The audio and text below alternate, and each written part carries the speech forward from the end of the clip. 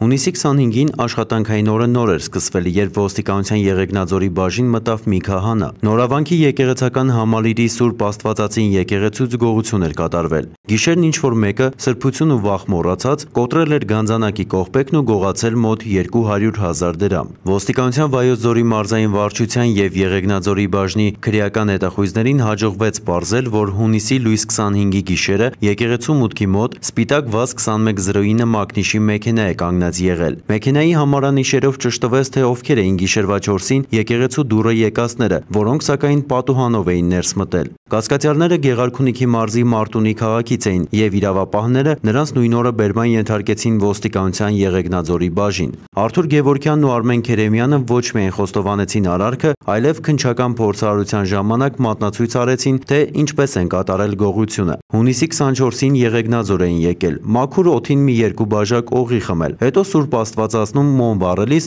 առաջինը, որ շոյել էր նրանց աչքը, հանգանակության արկղն էր եղել։ Գիշերը վերադարձել էին ու լիքը գրպաններով, բայց դատարկ հոգով դուրս եկել եկեղեցուց։ Փաստի արդի ոստիկանության Վայոց ձորի մարզի քննչական բաժանմունքում քրեական օրենսգրքի 177-րդ հոդվածի 2-րդ մասի հատկանիշներով գողություն հարուցվել է քրեական գործ։ Նախաքննությունը շարունակվում է։